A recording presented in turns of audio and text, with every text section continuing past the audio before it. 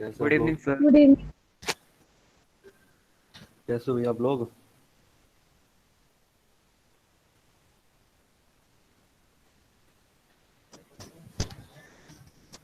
Hello.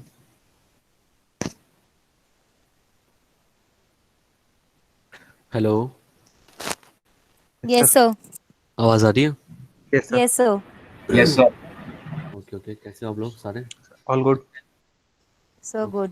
Good good, बहुत अच्छी बात है। प्रीवियस क्लास से कोई डाउट है? No sir. ओके, सब कुछ आता सबको? तो हमने किए थे रिप्रोडक्शन लास्ट क्लास के अंदर, मेथड्स ऑफ रिप्रोडक्शन देखे थे एसेक्सुअली।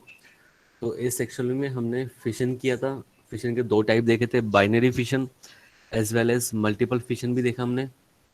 और बाइनरी फिशन के टाइप देखे, इरेगुलर, लॉन्गिट्यूडनल और ट्रांसवर्स, ऑब्लिक। ठीक है, सेकंड में हमने बडिंग देखा, देन फ्रेगमेंटेशन भी देखा, देन स्पॉर फॉर्मेशन भी देखा, देन रीजनरेशन भी देखा। ठीक है, रीजनरेशन के दो टाइप देखे, एपिमॉर्फोसिस और मॉर्फो मॉर्फोलेक्सिस। ठीक है, एपिमॉर्फोसिस क्या होता है कि स्पेसिफिक पार्ट को रीजनरेट करना, एंड मॉर्फोलेक्सिस क्या होता है कि कंप्लीट ऑर्गेनिजम्स का फॉर्मेशन होना किसी भी सिंगल डिवीजन से। ठीक है, इतना समझ में आ गया? Yes sir. Yes sir. Yes yes sir. Sir. Okay, बहुत अच्छी बात है। और एक और टाइप होती है रिप्रोडक्शन की एसेक्सुअल के अंदर ही, एसेक्सुअल के अंदर ही एक और टाइप होती है रिप्रोडक्शन की। तो यहाँ पे लिखता हूँ मैं, अनदर अनदर मेथड्स लिख देते हैं यहाँ पे, है ना? Another method for asexual reproduction. ठीक है। अच्छा, मेरे को ये बताओ कि प्लांट के केस में, प्लांट्स में हम एसेक्सुअल रिप्रोडक्शन को कौन से टर्म से यूज करते हैं, और किस टर्म से इसको डिनोट करते हैं या फिर लिखते हैं?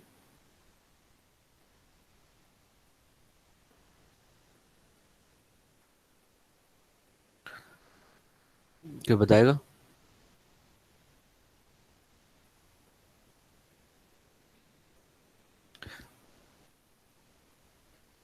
प्लांट्स के अंदर हम एसेक्सुअल रिप्रोडक्शन की जगह कौन सा मेथड यूज करते हैं, लिखते हैं?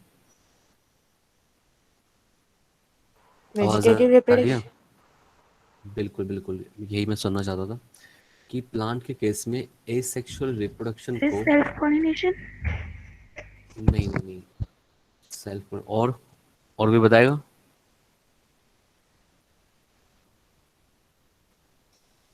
Another method propagative for, propagation. Propagative propagation. बिल्कुल बिल्कुल। तो एसेक्सुअल रिप्रोडक्शन को प्लांट्स में हम लिखते हैं वेजिटेटिव वेजिटेटिव प्रोपगेशन। ठीक है, वेजिटेटिव प्रोपगेशन हम यूज करते हैं इन प्लांट्स के अंदर टर्म। ठीक है, तो प्लांट्स के अंदर हम कौन से टर्म यूज करते हैं? Vegetative propagation. और जिस बच्चे ने सेल्फ पोलिनेशन बोला है, सेल्फ पोलिनेशन जिसने बोला है, देखो सेल्फ पोलिनेशन का मतलब क्या होता है? पोलिनेशन का ही मतलब क्या होता है? Fusion, fusion of gametes. तो अगर फ्यूजन ऑफ गैमेट्स होंगे तो इसका मतलब है सेक्सुअल रिप्रोडक्शन हो जाएगा ये। ठीक है, रिप्रोडक्शन हो जाएगा ये। ठीक है, सेल्फ फॉर्म मतलब हो गया कि एक ही फ्लावर में मेल भी है। ठीक है, एक ही फ्लावर में, एक ही फ्लावर के अंदर, एक ही फ्लावर के अंदर मेल भी है। ठीक है, मेल भी है और फीमेल पार्ट भी है। तो मेल और फीमेल अगर एक ही फ्लावर के अंदर है तो फ्लावर को हम बोलते क्या? Bisexual flower. तो इसमें होता क्या है कि मेल वाला ही अपने फीमेल वाले को मेल गैमेट प्रोड्यूस दे देगा, है ना? तो फर्टिलाइजेशन हो जाएगा, that is a self pollination, इसे हम सेल्फ बोलते हैं।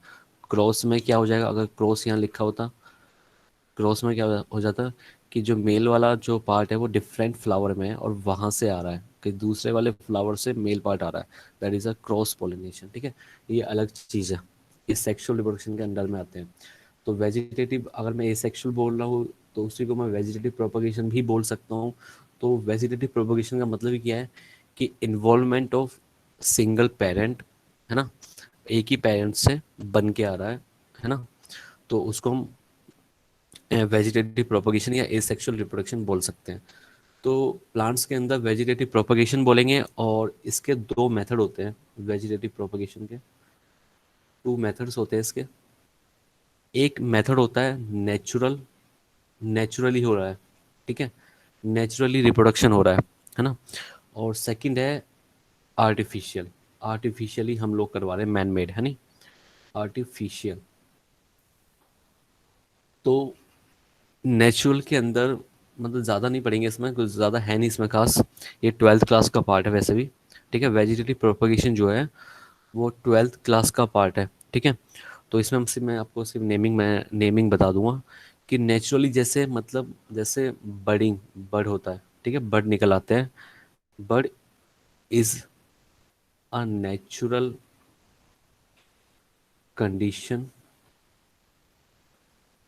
फॉर नेचुरल वेजिटेटिव प्रोपगेशन के लिए, ठीक है।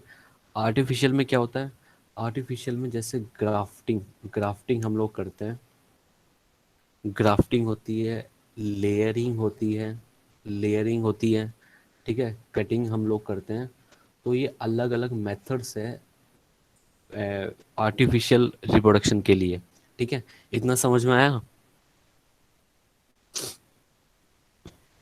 Yes, sir. Yes, sir. ठीक है। तो Yes, sir. देखो ग्राफ्टिंग वगैरह लेयरिंग वगैरह बहुत सिंपल है। जैसे हम लोग क्या करते हैं, जैसे ये एक प्लांट है ना, मैं फिर भी थोड़ा सा बता देता हूँ आप लोगों को, वैसे बताना नहीं चाहिए क्योंकि आता नहीं है ये चीज़ें। होता क्या है कि हम लोग ने क्या करा कि कोई एक प्लांट है, ठीक है, ये इसकी लीफ है, हम क्या करेंगे, इसको हम नीचे जमीन में मतलब सोइल में दोबारा से लगा देंगे, आपकी आवाज कट कट के आ रही है। ठीक है। Yes, sir. Yes, sir. तो जब इसे सोइल में और आपकी आवाज कट कट के आ रही है। दोबारा से लगाएंगे, तो ये प्लांट है ना, जो ये वाला प्लांट है, इसको इसकी जो स्टेम है मैं उसको रेड से शो कर,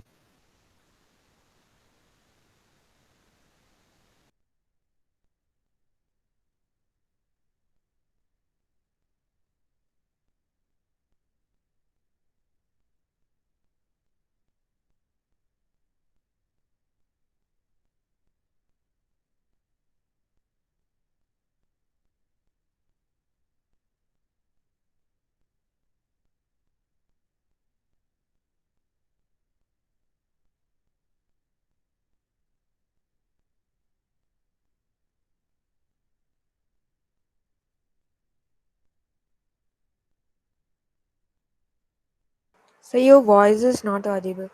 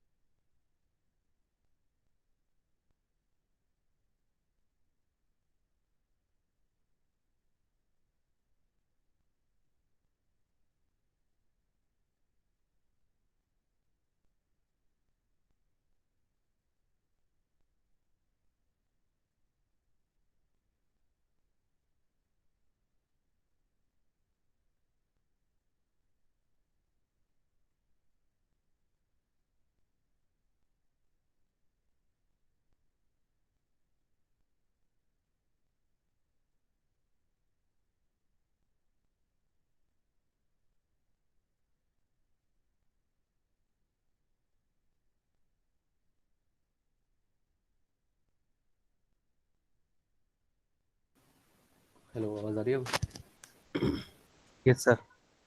अब सही आ रही है? Yes sir. Yes sir.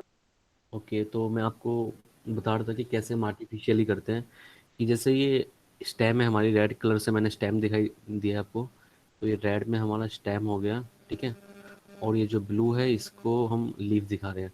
तो इसमें करते क्या है कि हम लोग जैसे ये वाला पार्ट होता है, इसको हम सॉइल के अंदर से निकलवा देते हैं। और देन कुछ टाइम बाद यहाँ पे रूट आना स्टार्ट हो जाते हैं, रूट्स आने स्टार्ट हो जाते हैं। जैसे ही रूट आने स्टार्ट हो जाते हैं, यहाँ पे हम कट लगा देते हैं, कट कर देते हैं इसको। देन जो ये वाला पार्ट है, ये एक अलग अलग प्लांट के रूप में ग्रो कर जाएगा, ठीक है। That is the artificial methods होते हैं, ये अलग अलग टाइप के होते हैं। जैसे ग्राफ्टिंग, लेयरिंग, कटिंग। कटिंग में क्या होता है कि मतलब ग्राफ्टिंग और कटिंग में क्या होता है कि हम लोग इसको काट देते हैं बीच में से, ठीक है। फिर दूसरे प्लांट का पार्ट लेके आते हैं और यहाँ पे हम इसको जॉइन करा देते हैं दूसरे पार्ट का प्लांट, ठीक है। तो दो प्लांट अलग अलग होते हैं, अच्छी वैरायटी के होंगे, हेल्दी प्लांट होंगे, ताकि अच्छे हमें फ्रूट्स मिले उसमें से। इसलिए हम इन चीज़ों का यूज़ करते हैं, ठीक है। आपने कई बार वीडियो भी देखी होगी अलग अलग टाइप की। तो ये हो गया वेजिटेटिव प्रोपगेशन, ठीक है। कुछ नोट्स लिख लेते हैं इनके बारे में हल्के से।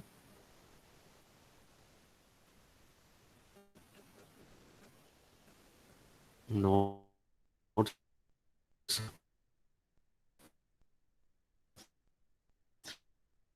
कि आपको पता है कि एक्सक्लूसिव इवेंट्स कौन से होते हैं या फिर इंक्लूसिव इवेंट्स कौन से होते हैं?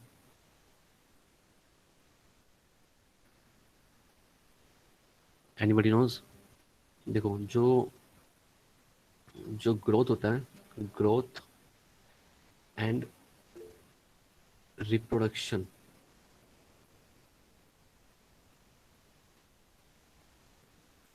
आवाज आ रही है? Yes sir. Yes sir sir. Yes sir. हाँ, तो आप जवाब जवाब नहीं दे रहे हो यार। आप ना मतलब जवाब नहीं दे पा रहे हो। जवाब का मतलब कनेक्शन बना के रखो आपके और मेरे बीच में, है नहीं? मुझे पता नहीं चलता रहेगा कि मैं चल रहा है नहीं चल रहा है सिस्टम, है ना?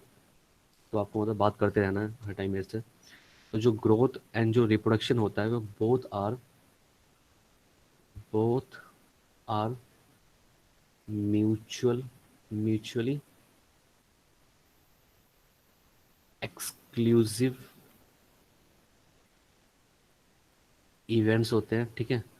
जैसे एग्जाम्पल हो गया, example in higher plants and animals, that is multicellular organisms की हम बात कर रहे हैं, ठीक है। तो जो एक्सक्लूसिव इवेंट्स का यहाँ पे मतलब है, म्यूचुअली एक्सक्लूसिव इवेंट्स का मतलब है यहाँ पे, म्यूचुअली एक्सक्लूसिव इवेंट्स का मतलब है यहाँ पे कि जो ग्रोथ होता है और जो रिप्रोडक्शन होता है वो हायर प्लांट्स में या एनिमल्स में अलग अलग शो होता है। कि हम लोग बता सकते हैं कि रिप्रोडक्शन अब हो रहा है, अब ग्रोथ हो रही है इसके अंदर। मतलब हमें रिप्रोडक्शन अलग दिखाई देता है और ग्रोथ अलग से हम देख सकते हैं हायर प्लांट्स के अंदर, ठीक है। लेकिन अगर मैं बात करूं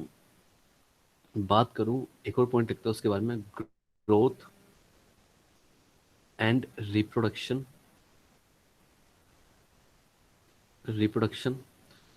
both are mutually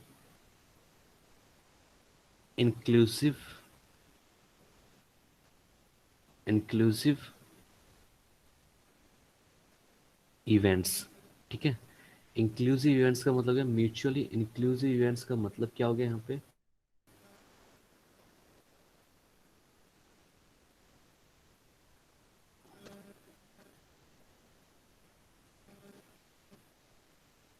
mutually inclusive events का मतलब क्या हो गया यहाँ पे कि हमें क्या होता है कि हमें मतलब जो ग्रोथ होती है जो ग्रोथ होती है एंड जो रिप्रोडक्शन होता है वो एक साथ सेम टाइम पे हमें शो होते हैं, ठीक है। एक साथ हमें दिखाई देते हैं। जैसे मैं एग्जांपल लेके चलूँ उसके, एग्जांपल जैसे यूनिसेल्युलर ऑर्गेनिजम्स जो होते हैं उनके अंदर, जैसे अमीबा, अमीबा, ठीक है। अमीबा में क्या होता है कि मैंने आपको पहले ही बताया था, जैसे ये ऑर्गेनिज्म है, तो जब ये ऑर्गेनिज्म रिप्रोडक्शन करेगा तो दो पार्ट में टूट जाएगा, एक पार्ट ये रहा और एक पार्ट ये रहा, है ना। तो इसको आप अगर ग्रोथ बोलोगे तो कोई भी मतलब गलत नहीं होगा, क्योंकि ग्रोथ का डेफिनेशन क्या होता है, इंक्रीज इन नंबर या इंक्रीज इन मास, और इसी को आप रिप्रोडक्शन बोल सकते हो। तो सेम टाइम पे दोनों चीज हमें दिखाई दे रही है, that is a inclusive events. और एक्सक्लूसिव इवेंट्स में क्या होता है कि रिप्रोडक्शन अलग होता है और ग्रोथ अलग चलती है, ठीक है, समझ में आ रहा है? Yes, sir. Yes, sir. Yes, sir. Okay, next point है नोट्स के अंदर ही, नेक्स्ट पॉइंट है ग्रोथ प्रोड्यूसिंग सब्सटेंस भी होते हैं, ठीक है, ग्रोथ प्रोड्यूसिंग सब्सटेंस भी होते हैं, ठीक है। कैसे, कौन से होते हैं? जैसे ग्रोथ प्रोड्यूसिंग सब्सटेंस, ठीक है। ग्रोथ प्रोड्यूसिंग सब्सटेंस होते हैं ना, दो टाइप के होते हैं, दो चीज़ों को हम ग्रोथ प्रोड्यूसिंग सब्सटेंस बोलते हैं। एक होता है एपोप्लाज्मिक, एपोप्लाज्मिक ग्रोथ, और सेकंड जो होता है वो होता है प्रोटोप्लाज्मिक ग्रोथ। एक एपोप्लाज्मिक ग्रोथ होता है, एक प्रोटोप्लाज्मिक ग्रोथ होता है। कौन बताएगा एपोप्लाज्मिक क्या होता है?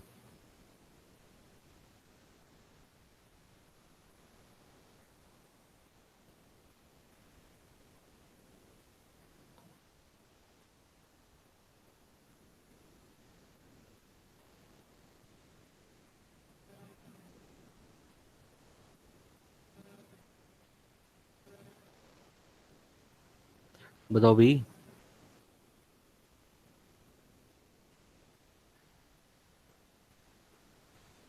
सर नहीं पता। ओके, तो जो प्रोटोप्लाज्मिक ग्रोथ होती है, इसका मतलब क्या होता है, प्रोटोप्लाज्मिक ग्रोथ कब शो होती है? जब growth occurs due to due to inflow of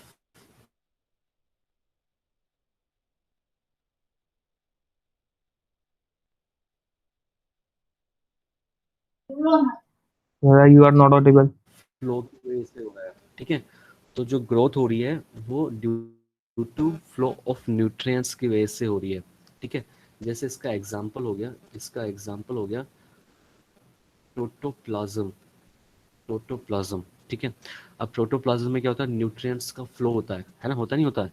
तो जो वहाँ पे ग्रोथ होगी जो ग्रोथ होगी वहाँ पे, वो कैसी ग्रोथ होगी, उस ग्रोथ को हम क्या बोलेंगे, उस ग्रोथ को बोलेंगे प्रोटोप्लाज्मिक ग्रोथ, ठीक है। तो प्रोटोप्लाज्म क्या होता है, प्रोटोप्लाज्म क्या होता है, बताओ भाई, प्रोटोप्लाज्म क्या होता है?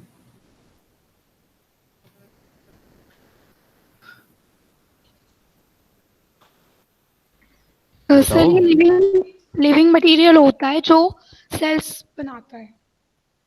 लिविंग मटेरियल होता है तो सेल्स बनाता कोई, लिविंग मटेरियल ऑफ सेल। ठीक है, ठीक है, लेकिन प्रोटोप्लाज्म बोलते किस चीज़ को यार, किस एरिया को हम प्रोटोप्लाज्म बोलेंगे?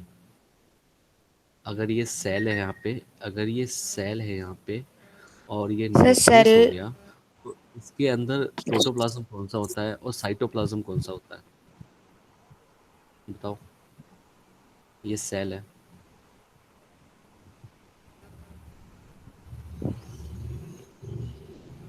साइटोप्लाज्म कौन सा है इसमें से?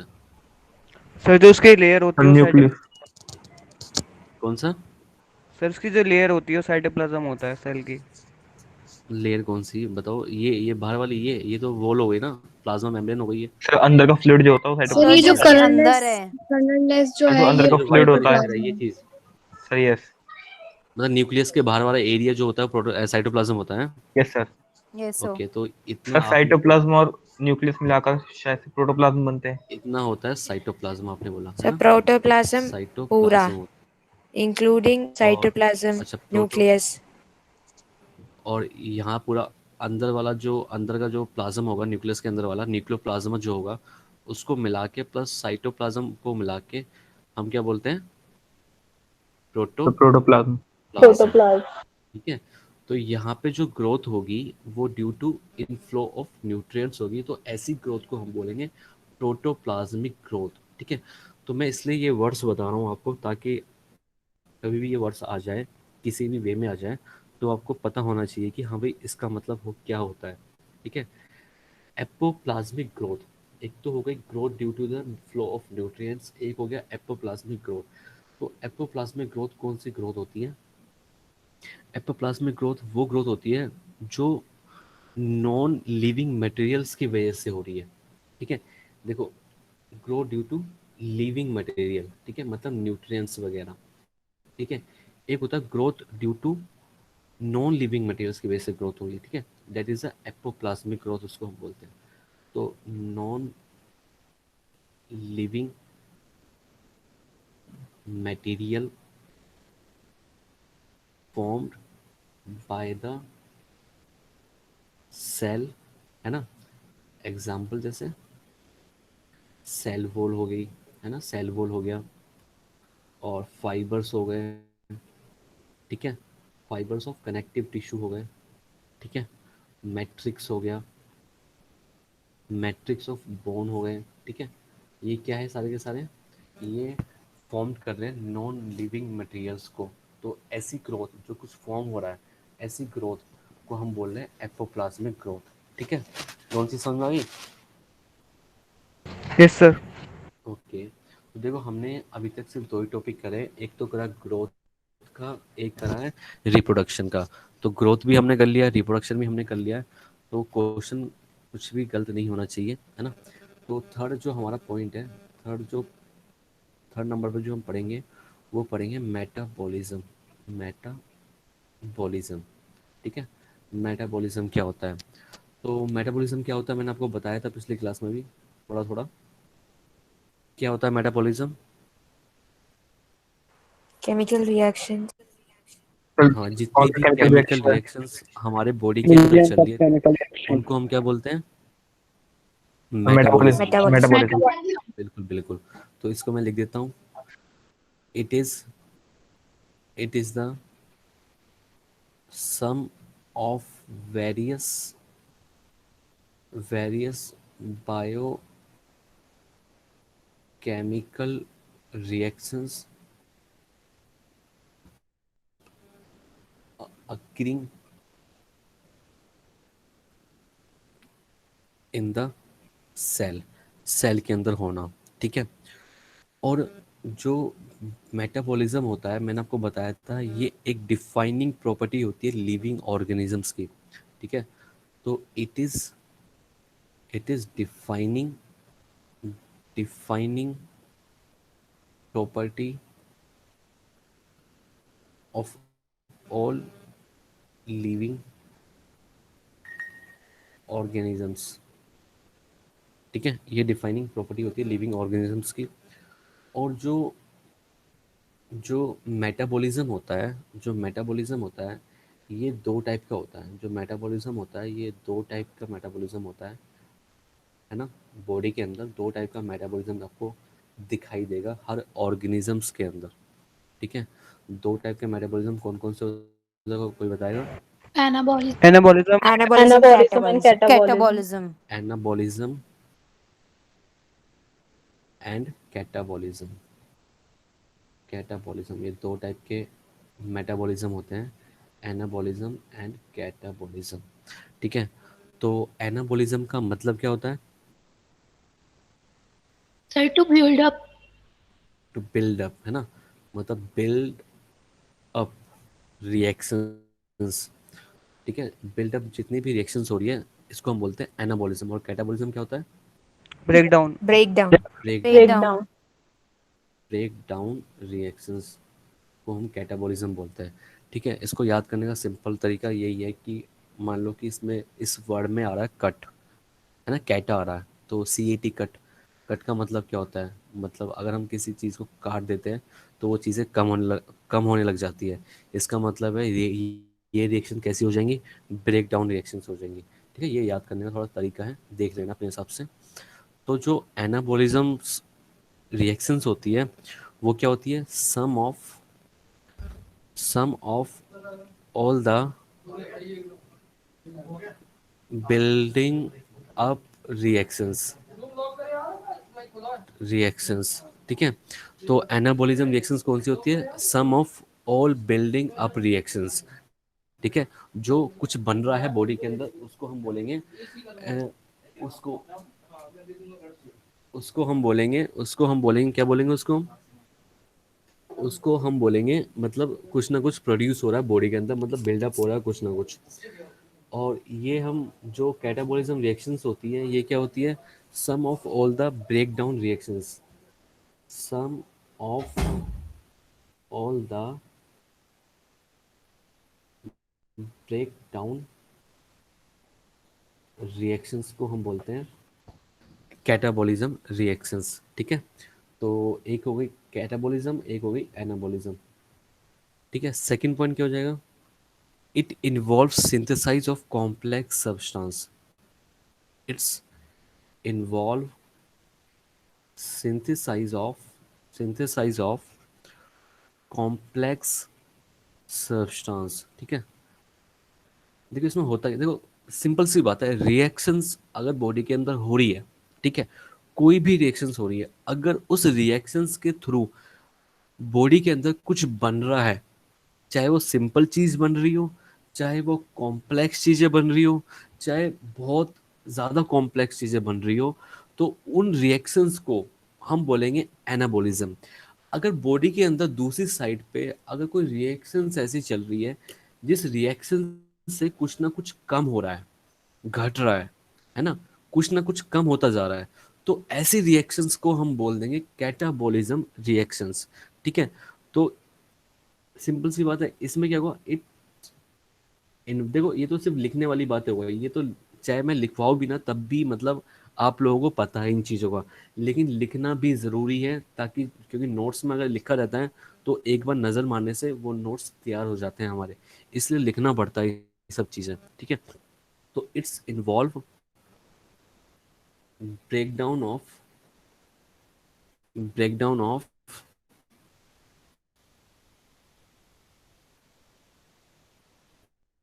Complex substance. ठीक है, तो ये दो दो पॉइंट हो गए इसके। इसका एग्जाम्पल क्या होगा, इसका एग्जाम्पल कोई बताएगा मुझे एनाबोलिज्म का। Sir photosynthesis. बिल्कुल, फोटोसिंथेसिस, फोटोसिंथेसिस। और कैटाबोलिज्म का कोई एग्जाम्पल। Respiration. रेस्पिरेशन। बिल्कुल, रेस्पिरेशन। ठीक है, रेस्पिरेशन हो गया इसका। देखो अगर अभी भी समझ में नहीं आ रहा कि फोटोसिंथेसिस कैसे एक एनाबॉलिक रिएक्शन होती है या फिर रेस्पिरेशन एक कैटाबॉलिज्म रिएक्शन होती है, देखो कैसे होता है, मैं को थोड़ा सा और एक्स्ट्रा मैं बता दूं। जैसे ये एक लीफ है, ठीक है, मोटा मोटा समझाऊंगा आपको, डीप में नहीं जाऊंगा। ठीक है, जैसे ये एक लीफ है और आपको पता है कि लीफ पे लाइट पड़ती है तो खाना बनता है प्लांट के अंदर, है ना, क्योंकि लीफ पे लाइट पड़ती है, इसका मतलब क्या है, लीफ के अंदर क्या है, लीफ के अंदर सेल्स है, वो सेल्स है जिनके अंदर है क्लोरोप्लास्ट। और क्लोरोप्लास्ट वो सब्सटेंस है, वो ऑर्गेनल है लीफ के अंदर जिनके अंदर प्रेजेंट रहते हैं पिगमेंट्स, है ना।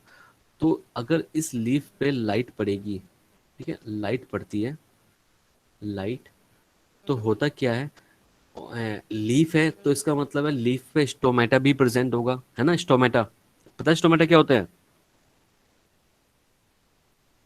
Yes, sir. क्या होता है स्टोमेटा। Tiny spores.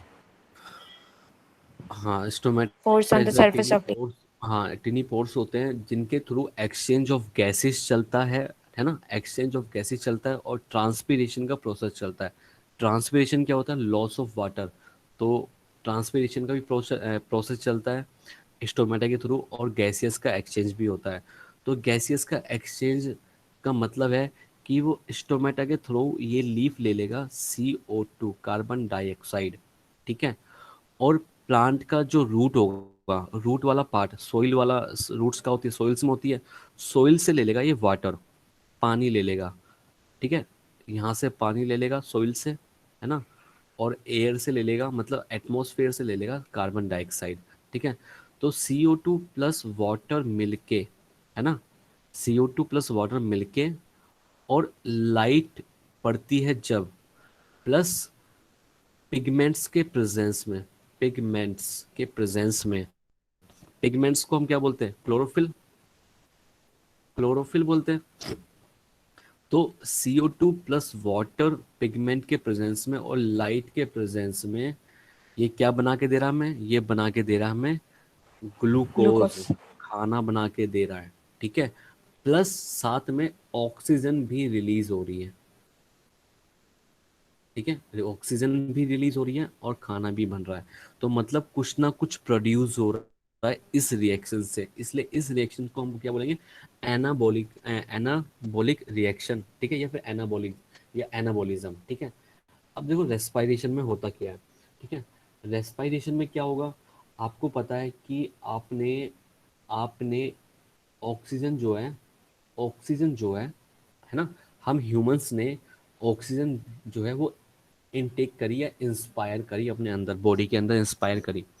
वो ऑक्सीजन कहाँ पे जाएगी, एल्वियोलाई में जाएगी, एल्वियोलाई में जाएगी, लंग्स में जाएगी, नहीं जाएगी, Yes, Yes, sir. sir. जाएगी ना। फिर लंग्स से वो ऑक्सीजन डिफ्यूज होके ब्लड वेसल्स में जाएगी, है ना, ब्लड वेसल्स में जाएगी, ब्लड वेसल्स से जाएगी वो सीधा ऑक्सीजन सेल्स के पास। ये थी सेल हमारी। तो ये ऑक्सीजन कहाँ पे आ गई है, सेल के अंदर आ गई ये ऑक्सीजन, ठीक है। ये ऑक्सीजन आ गई हमारी सेल के अंदर, ठीक है, ऑक्सीजन आ गई सेल के अंदर। अब क्या होता है, सेल के अंदर जो हमने ये ग्लूकोज बना है, ये ग्लूकोज कहाँ जाएगा, सीधा ट्रांसपोर्ट होके सेल्स में जाएगा, है ना, सेल्स में जाएगा ट्रांसपोर्ट होके। तो इसका मतलब है पहले से ही, इसको हटा देते हैं इस वाले पार्ट को, पहले से ही यहाँ पे प्रेजेंट है ग्लूकोज, ठीक है, ग्लूकोज प्रेजेंट है, ठीक है। ग्लूकोज जो है वो ऑक्सीजन की प्रेजेंस में टूट के, टूट के ATP बनाता है, ATP, एनर्जी प्रोड्यूस करता है, एनर्जी, एनर्जी, ठीक है। ग्लूकोज जो है ऑक्सीजन की प्रेजेंस में प्लस अदर एंजाइम्स की हेल्प से ग्लूकोज तोड़ के ATP बनाता है, एनर्जी बनाता है। ग्लूकोज बन गया, इसका मतलब ये नहीं कि बॉडी के अंदर एनर्जी बन गई है। ग्लूकोज एक वो सब्सटेंस है बॉडी के अंदर जिससे हमें एनर्जी मिलेगी, वो एनर्जी का सोर्स है, ठीक है। तो ग्लूकोज ऑक्सीजन की प्रेजेंस में टूटेगा तो ATP बनती है, प्लस CO2 प्रोड्यूस होती है ना। CO2 प्रोड्यूस होगी, ATP बनेगी। तो ATP क्या होती है, एनर्जी का सोर्स होती है, एनर्जी की फॉर्म होती है। तो यहाँ पे क्या है, कुछ ब्रेक डाउन होके हमें एनर्जी मिली है, तो that is the break down reaction, that is the catabolism reaction, ठीक है। फिर इस CO2 जो निकली है उसे हम बाहर एक्सपायर कर देंगे, ठीक है, एक्सपायर कर देंगे, ठीक है, ठीक है। ये तो हो गया ह्यूमन का केस, हो गया ह्यूमन का केस, हो गया है ना, ये तो ह्यूमन का हो गया। प्लांट्स में क्या होता है, प्लांट्स में क्या होता है, सेम प्रोसेस होता है, मतलब ये चीज़ तो नहीं होगी यहाँ पे। प्लांट्स के अंदर होता क्या है, ऑक्सीजन, ऑक्सीजन कहाँ से आएगा, ऑक्सीजन कैसे आएगा, जो ये ऑक्सीजन रिलीज करते हैं, है ना, ऑक्सीजन रिलीज करेंगे, वो यूज कर लेंगे यहाँ पे, ठीक है। यहाँ पे यूज करेंगे, इसको तोड़ेंगे, CO2 निकलेगा, CO2 दोबारा से वो अपने फूड को, फूड के अंदर दोबारा से यूज कर लेते हैं यहाँ पे, ताकि दोबारा से खाना बना सके, ठीक है।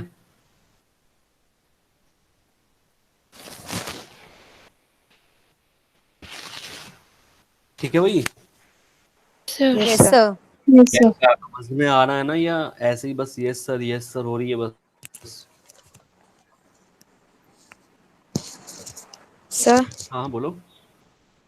sir, catabolism में it involves क्या होता है सर, मेरा नेट चला गया था। देखो एक कैटाबॉलिज्म में मिनट क्या के होता लिए। है, ब्रेक डाउन रिएक्शंस होती है, ब्रेक डाउन रिएक्शंस होती है कैटाबॉलिज्म में, ठीक है। तो होता क्या ओके है, जो सर। हमने ग्लूकोज बनाया है उसको तोड़ेंगे, उससे एनर्जी मिलेगी प्लस CO2 बाहर निकलेगा। CO2 को दोबारा से हम एक्सपायर करवा देंगे, ये हमने इंस्पायर करवाया था यहाँ पे, है ना। तो ये फर्क है दोनों में, रेस्पायरेशन और फोटोसिंथेसिस में, मतलब एनाबॉलिज्म और कैटाबॉलिज्म में, ठीक है। समझ में आ रहा है सबको अब? Yes Yes, sir, sir. वो पर्टिकुलर वर्ड क्या है?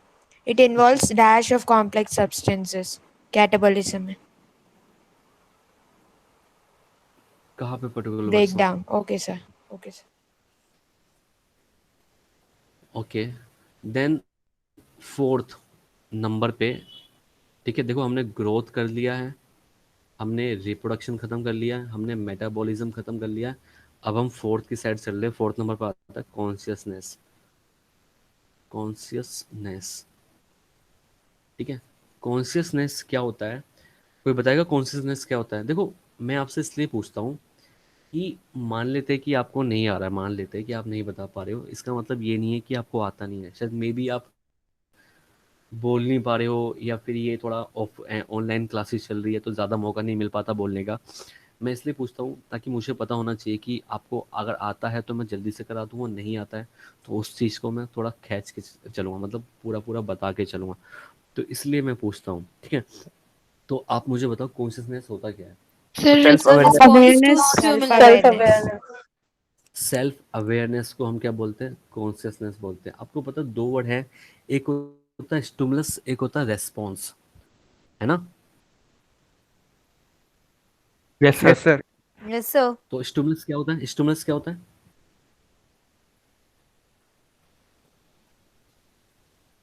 बताओ सर भाई, change in stimulus. Environment.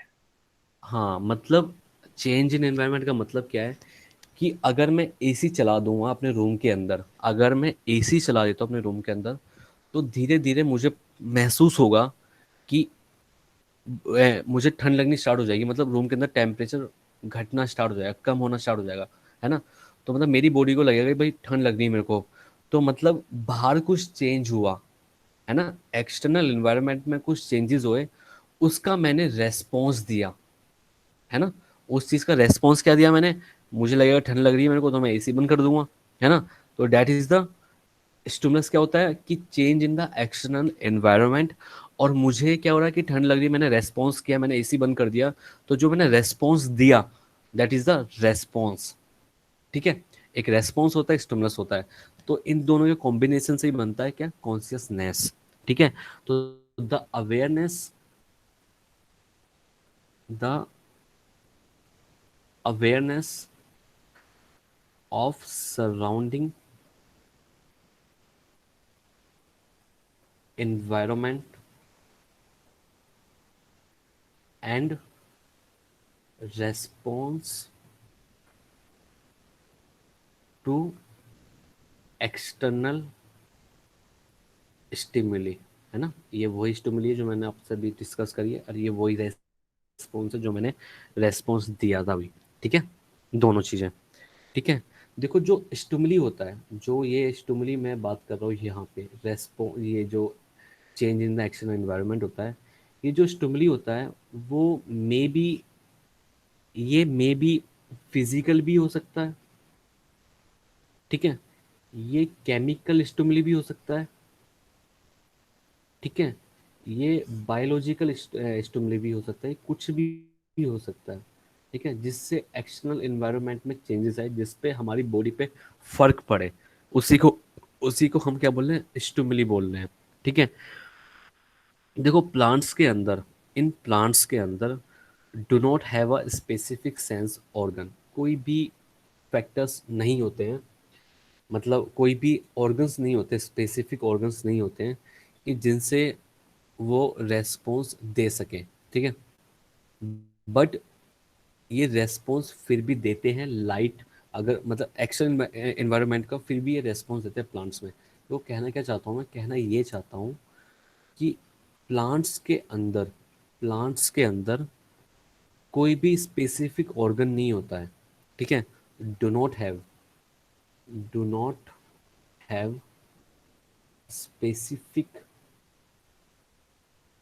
Sense organ, do not have specific sense organ. कोई भी स्पेसिफिक सेंस ऑर्गन नहीं होता, क्योंकि हमारी बॉडी के ह्यूमंस के अंदर तो होता है ना। टेस्ट का अलग सेंस ऑर्गन है, सूंघने का अलग सेंस ऑर्गन है ना। हर चीज़ के अलग अलग सेंस ऑर्गन हमारी बॉडी के अंदर प्रेजेंट है, ठीक है।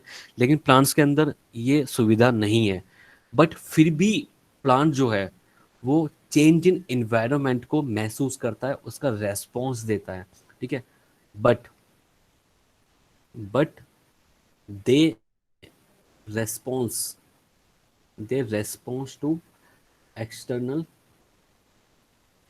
एनवायरनमेंट, ठीक है, एक्सटर्नल एनवायरनमेंट, ठीक है। जैसे कि लाइक जैसे लाइट अगर ज़्यादा पड़ रही है मतलब प्लांट के ऊपर, तो वो उसका भी रेस्पॉन्स देगा। टेम्परेचर ज़्यादा हाई है वहाँ पे, तो उसका भी रेस्पॉन्स देगा। हम प्लांट को टच कर रहे हैं या कोई भी ऑर्गेनिज्म उसे खा रहा है, प्लांट के उसके हरी पत्तियों को खा रहा है, तो वो फिर भी रेस्पॉन्स देगा प्लांट उसके अपोजिट में, ठीक है। जैसे मैं आपको एक एग्जांपल देता हूँ कि एक छुई मुई प्लांट होता है और नहीं होता छुई मुई। Yes, sir. Touch me not. Pudica. Sir हाँ, तो देखो प्यूडी का जो प्लांट है ना, अगर आप उसको छुओगे तो वो रेस्पॉन्स देगा नहीं देगा, Yes, yes sir. Sir Droop बंद हो down हो जाता जाएंगे. है। है ना। फोल्डिंग कर लेगा, फोल्डिंग ऑफ लीव्स है ना, फोल्डिंग कर लेगा लीव्स की। तो इसका मतलब है प्लांट के अंदर ऑर्गन्स नहीं है, लेकिन फिर भी वो रेस्पॉन्स तो दे रहा है ना, ठीक है। तो जैसे मैं एग्जांपल भी लिख देता हूँ यहाँ पे, एक अच्छा एग्जांपल है छुई हुई।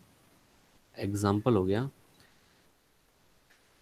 Mimosa, mimosa pudica. Mimosa pudica को क्या बोलते हैं? छुई मुई प्लांट, छुई, CHUI छुई, और मुई, म्यूई। ये भाई छुई मुई की जगह एक चीज और बोलते हैं ना, लाजवंती, है ना। लाजवंती भी इसी का नाम है, लाजवंती, ठीक है। देखो यहीं पे ही आपकी ट्रेनिंग स्टार्ट हो जाती है, यहीं पे ही। कैसे ट्रेनिंग स्टार्ट हो जाती है यहाँ पे? इसलिए ट्रेनिंग स्टार्ट हो जाती है कि देखो मैंने लिखे, तीन नाम लिख दिए मैंने। एक तो मैंने ये वाला नाम लिख दिया, एक मैंने ये वाले नाम लिख दिए, ठीक है। ये वाले वो नाम हैं, इन नाम को हम बोलते हैं लोकल नेम, लोकल नेम्स, ठीक है। और ये नाम क्या है? बायोलॉजिकल नेम, बायोलॉजिकल नेम, है ना। ये वो नाम है कि पूरे वर्ल्ड में आपको यही नाम सुनने को मिलेगा। लेकिन ये लोकल नेम्स कौन से नेम होते हैं? जो हर गली मोहल्ले नुक्कड़ पे ये नाम सुनने को मिल सकते हैं, ठीक है। एरिया वाइज प्लांट्स के नाम भी चेंज हो जाते हैं कि उस एरिया, इस एरिया में ये प्लांट का नाम बोलते हैं इसको, इसको कुछ और अगले एरिया में जाओगे, है ना, जैसे साउथ की साइड जाओगे तो उसका नाम कुछ और हो जाएगा। लेकिन साउथ की साइड जाओगे या नॉर्थ की साइड जाओ या वेस्ट जाओ या ईस्ट जाओ, लेकिन ये नाम कभी भी चेंज नहीं होता, that is a biological name, ठीक है। समझ में आ रहा है? Yes, sir. Yes sir. Yes sir. Okay. देखो अगर मैं ह्यूमंस की बात करूं, इन ह्यूमंस में, इन ह्यूमन बीइंग्स में, ठीक है, ह्यूमन बीइंग्स के अंदर क्या होता है? Have only property of self consciousness,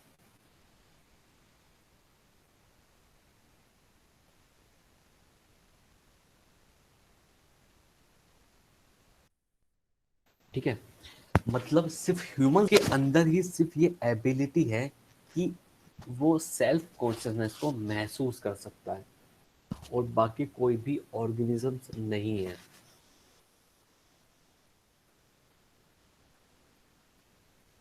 ठीक है। सेल्फ कॉन्शियसनेस का मतलब क्या होता है? कोई समझाएगा मुझे? कॉन्शियसनेस तो पता है, सेल्फ कॉन्शियसनेस क्या होता है?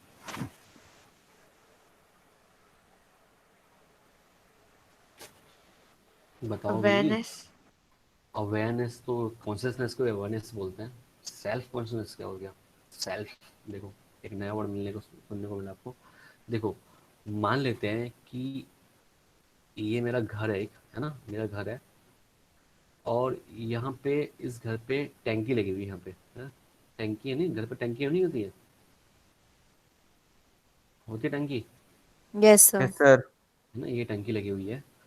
और ये पाइपलाइन है, ये नीचे जा रही पाइपलाइन और ज़मीन के अंदर जा रही है। और यहाँ पे अलार्म लगा हुआ है इस टंकी का, या अलार्म भी नहीं लगा हुआ, अलार्म नहीं लगा हुआ, ठीक है, अलार्म नहीं है, ये याद रखना, अलार्म नहीं है, ठीक है। और ये खड़ा है, मैं ही अपने आप को ले लेता हूँ, कोई बात नहीं। तो ये मैं हूँ। तो ये मुझे पता है कि ये टंकी जो है 500 लीटर की टंकी है, मान लेते हैं ऐसा, लीटर में है ना, टंकी लीटर में होती है ना, Yes, sir. Yes Yes, sir. sir. 500 में होती है। तो अगर अलार्म बजे भी ना, मतलब अलार्म है लेकिन वो बज नहीं रहा है, तो मुझे तब भी कोई फर्क नहीं पड़ेगा। तो मुझे एक महसूस होता है, मतलब मुझे अपना आप ही मुझे पता लगेगा कि ये यार ये टंकी ना मतलब 30 मिनट्स के अंदर भर जाएगी, है ना, जो पानी आ रहा है हमारे पास वो 30 मिनट्स में इसको भर देगा, चाहे अलार्म बजे ना बजे। तो ये जो मैं अपने आप ही एक एक मतलब मैं क्या बोलते हैं एस्टिमेशन लगा रहा हूँ, है ना, एक अपने आप ही एस्टिमेशन सेट कर रहा हूँ। तो ये ही कहलाता है सेल्फ कॉन्शियसनेस, ठीक है। आप घर से निकले स्कूल के लिए, स्कूल आपका रास्ता है 10 मिनट का या 20 मिनट का मान लेते हैं, ठीक है, 20 मिनट का है। तो आपको खुद ही मतलब अवेयरनेस होती है चीज़ का कि मैं इतने बजे निकलूंगा तो इतने बजे मैं वहां तक पहुंच जाऊंगा, चाहे वो रास्ता 25 मिनट का हो, चाहे वो रास्ता 20 मिनट का हो, ठीक है। एक मतलब अपने आप ही उस चीज़ का पता लगाना, that is a self consciousness. तो ये प्रॉपर्टी सिर्फ ह्यूमन बींग्स के अंदर ही होती है, ठीक है, समझ में आया?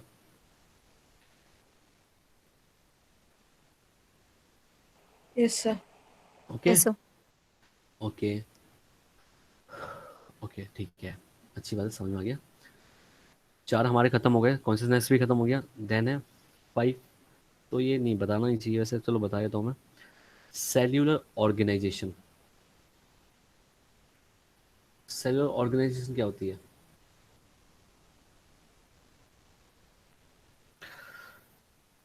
देखो, हर एक ऑर्गेनिजम्स का ना शेप फिक्स है, हर ऑर्गेनिजम्स की शेप फिक्स है ना, फिक्स है ना, ठीक है। या तो वो एक सेल से बना होगा या बहुत सारी सेल्स का बना होगा, और जो बहुत सारी सेल्स का बना होगा तो वो भी अरेंज हो रही होगी अपनी अपनी शेप में, है ना, वो अपने अपने फंक्शंस को निभाई होगी। तो इसी चीज को हम बोलते हैं सेल्यूलर ऑर्गेनाइजेशन, ठीक है। मतलब all organisms made up of one और मोर सेल्स, ठीक है। यही कहलाता है सेलुलर ऑर्गेनाइजेशन, मतलब स्ट्रक्चर को फिक्स रखना, है ना, कि ये मेरा स्ट्रक्चर हो गया है, ठीक है। ये अमीबा है मान लेते हैं, ये अमीबा है, तो इसकी ये सेलुलर ऑर्गेनाइजेशन हो गई, खुद की पहचान हो गई, ठीक है। ये ह्यूमन है, तो ह्यूमन का सेलुलर ऑर्गेनाइजेशन ये हो गया, ठीक है। तो ये अलग अलग डिपेंड करता है अलग अलग ऑर्गेनिजम्स में, ठीक है। तो ये आपके सारे के सारे क्या हुए, लिविंग बींग्स की प्रॉपर्टीज हो गई है सारी की सारी, ठीक है। और लिविंग बींग्स की प्रॉपर्टी के बाद आपको पता ह्यूमोस्टासिस क्या होता है? 2 वर्ड्स और बता देता हूँ मैं आपको।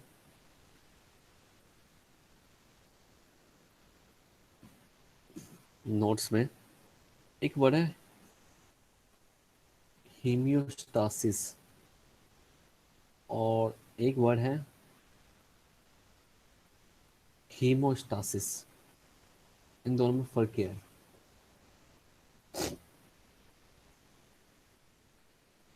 होमियोस्टासिस में और हीमोस्टासिस में।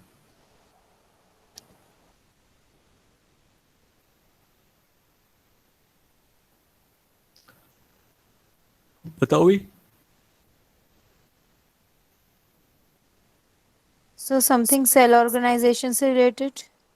नहीं यार, सर होम्योस्टैसिस ये होता है कि जो इंटरनल ऑर्गेनिजम्स सराउंडिंग्स को सूट करते हैं, जो उनकी इंटरनल सराउंडिंग्स को सूट करते हैं। मतलब होमियोस्टासिस होता है maintain maintain constant internal environment, ठीक है, दैट इज द होम्योस्टासिस। और हीमोस्टासिस क्या होता है? हीमोस्टासिस क्या होता है? ये होता है प्रिवेंट लॉस ऑफ ब्लड, ठीक है ना, लॉस ऑफ ब्लड को रोकना, मतलब जो, मतलब हमारा अगर एक्सीडेंट वगैरह हो जाता है तो ब्लड, मतलब ब्लीडिंग होती है हमें, ब्लीडिंग के बाद हमें क्लोटिंग भी होती है साथ में, है ना, क्लोटिंग हो जाती है वहाँ पे, तो क्लोटिंग होना दैट इज द होम्योस्टासिस, ठीक है, क्लोटिंग होना, क्लोटिंग होना दैट इज द होम्योस्टासिस, ठीक है, ब्लड लॉस को रोकना। और एक होम्योस्टासिस, एक है हीमोस्टासिस, एक है होम्योस्टासिस। ये दोनों वर्ड इसलिए लिखवाए मैंने आसपास क्योंकि ये दोनों सेम ही होते हैं बोलने में, और थोड़ा मे बी आप कंफ्यूजन ना कहते हो, that's why I am written there, ठीक है, समझ में आ रहा है ना? Yes yes sir. Sir. Yes, sir. Okay, देखो होम्योस्टासिस क्या होता है, अपने इंटरनल एनवायरनमेंट को मेंटेन रखना। भाई हमारा जो ह्यूमंस है हम लोग, तो हम लोगों के अंदर क्या होता है कि हमें अपना बॉडी का टेम्परेचर मेंटेन रखना पड़ता है। कितना टेम्परेचर होता है हमारी बॉडी का, बताओ भाई, बताओ।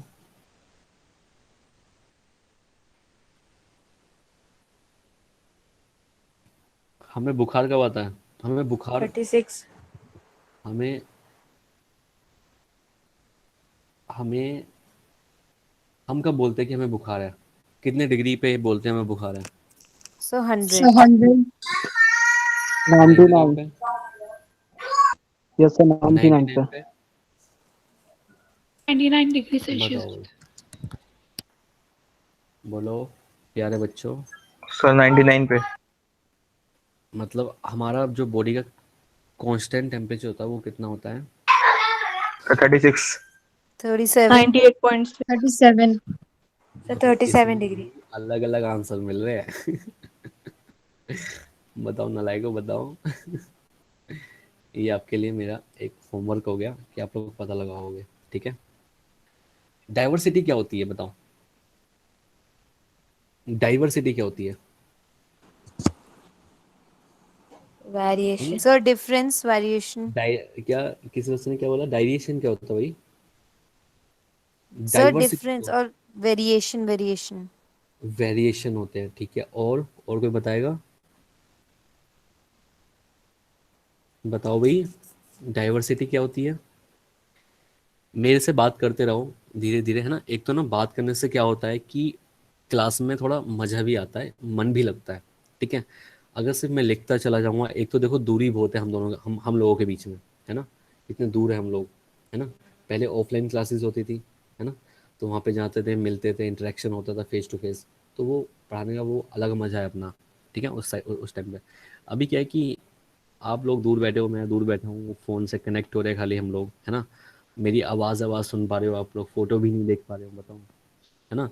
तो क्लास को इंटरेस्टिंग बनाने का एक ही तरीका होता है कि भाई बातें भी करते रहने चाहिए बीच बीच में, है ना, ताकि मन भी लगा रहे और दिल तो नहीं लगेगा ऑनलाइन क्लासेस में, बस मन ही लग सकता है ना, इसलिए।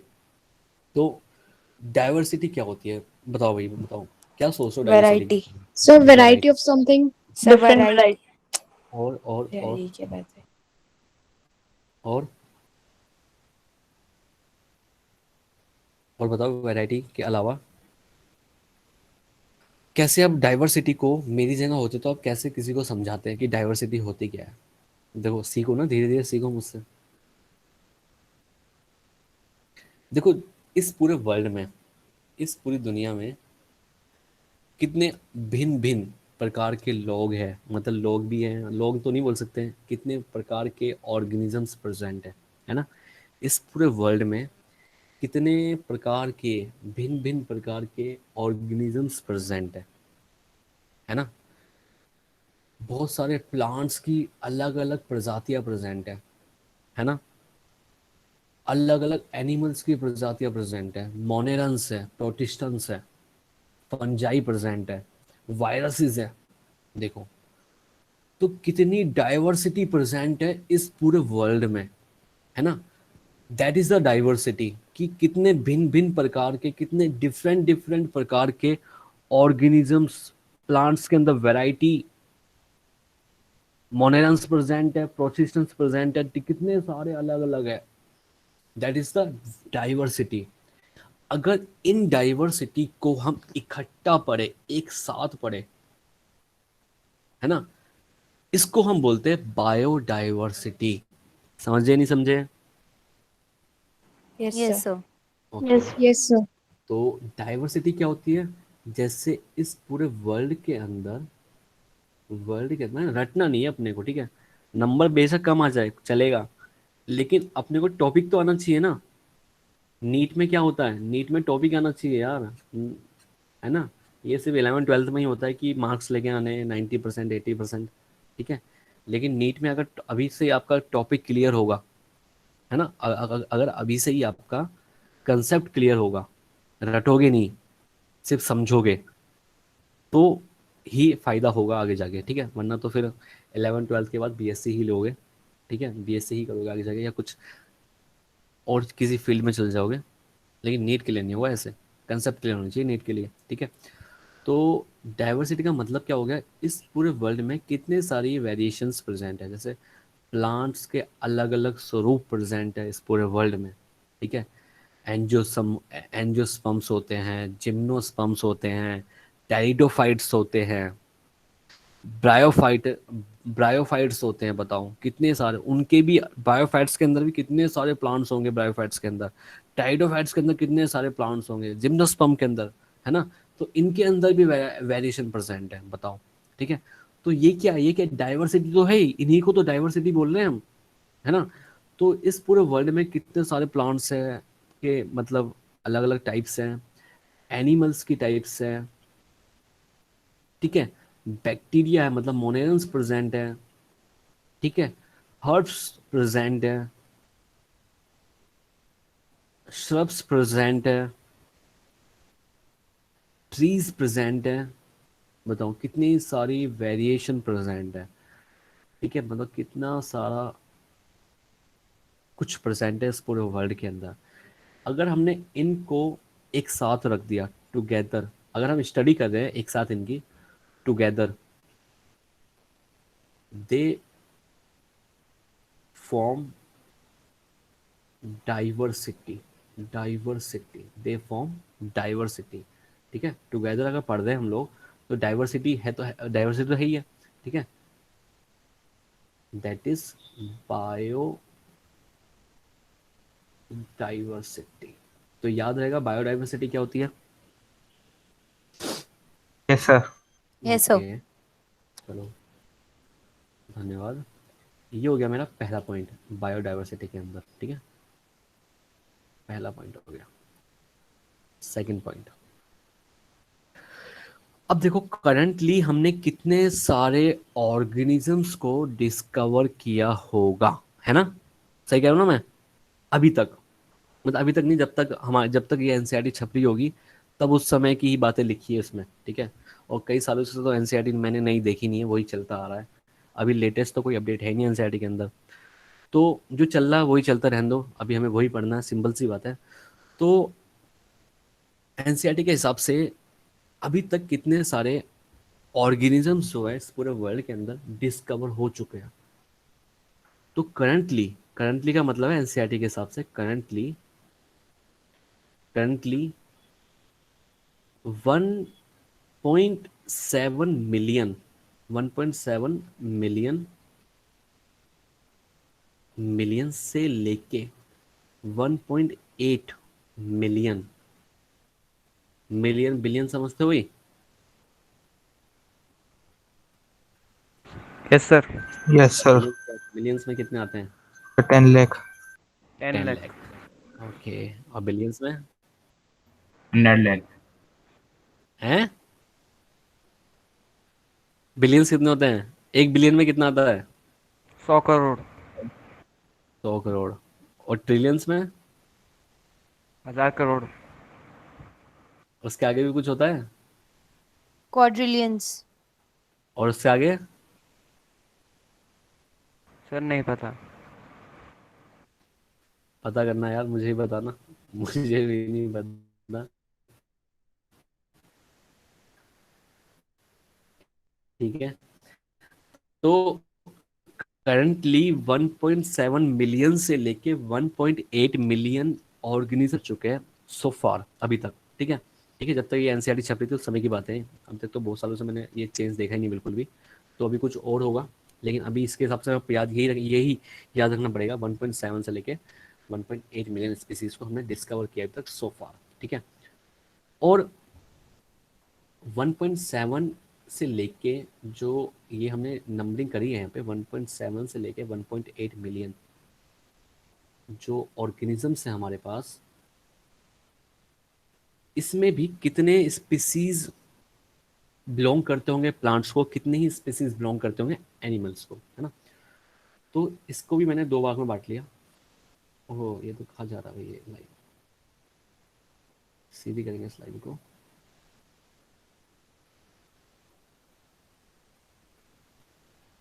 इस लाइन को भी खींच देंगे।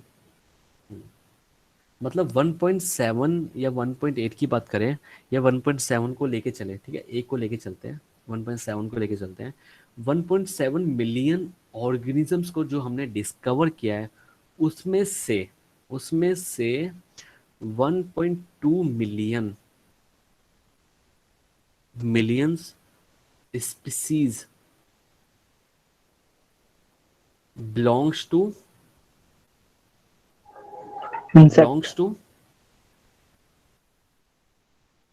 एनिमल्स, है ना। एनिमल्स को बिलोंग करती है ना, बिलोंग्स टू एनिमल। और जो रिमेनिंग बची है 0.5 million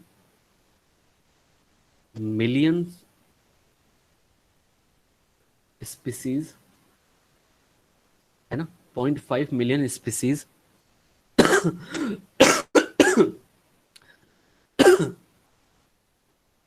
belongs to belongs to belongs to plant। ठीक है, याद रहेगा। Yes sir. रखने ही पड़ेंगे, मजबूरी है अपनी, नहीं रखोगे तो फिर नंबर नहीं मिल पाएंगे आप लोगों को। तो 1.2 million species belongs to animal and 0.5 million species belongs to plant. अब एनिमल्स में भी सबसे ज्यादा कौन से एनिमल सबसे ज्यादा नंबर में है, ये देखना पड़ेगा। मैक्सिमम मैक्सिमम जो स्पीसीज है, जो मैक्सिमम स्पीसीज है वो प्रेजेंट है इंसेक्ट्स की। ठीक है, वो किसकी प्रेजेंट है? इंसेक्ट्स। बिल्कुल इंसेक्ट्स की, है ना। और जो प्लांट के अंदर जो मैक्सिमम स्पीसीज होगी,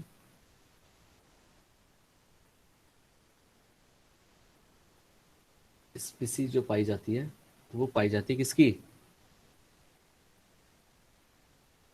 एंजियोस्पर्म, एंजियोस्पर्म्स की। ठीक है, एंजियोस्पर्म्स कौन से प्लांट होते हैं?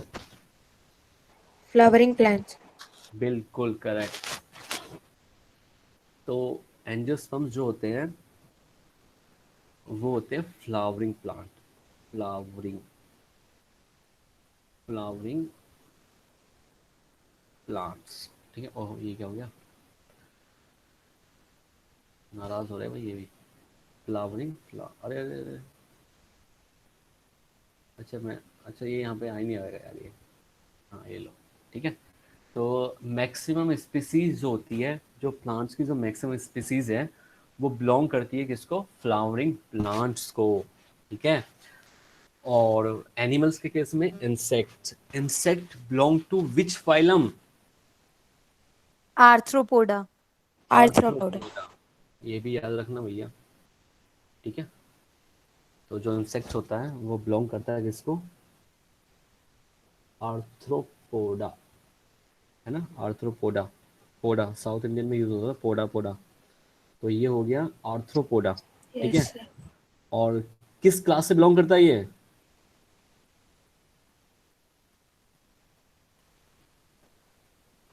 क्लास कौन सी है इसकी? एनिमेलिया। एनिमेलिया तो किंगडम हो गया, पागल बना रहा है मेरा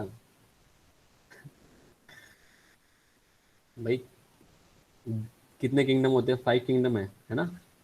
5 में से एक एनिमल हो गया, एक प्लांट हो गया, एक मोनेरा हो गया, एक प्रोटिस्टा हो गया और एक फंजाई हो गया। अब एनिमल्स के अंदर बहुत सारे फाइलम आते हैं, बहुत सारे। उसमें एक फाइलम ये भी है। अब फाइलम फाइलम जो होते हैं, फाइलम में क्लासेस होती हैं। अब क्लासेस को बताना, क्लासेस कौन सी क्लास को बिलोंग करता है? Insect. Insect belong to class Insecta. ये तो कितना ईजी था, देखो ऐसा हटा के ये लगाना था, खाली इंसेक्टा बन जाता। तो क्लास बिलोंग टू इंसेक्टा। और वैसे नाम देखोगे इसको बोलते हैं हेक्सापोडा। हेक्सापोडा। पोडा साउथ इंडियन होते हैं, पोडा, अन्नापोडा, ऐसे ही होता है हेक्सापोडा। याद करने का तरीका होता है ये, आर्थ्रोपोडा एंड हेक्सापोडा। ठीक है। लार्जेस्ट फाइलम कौन सा होता है?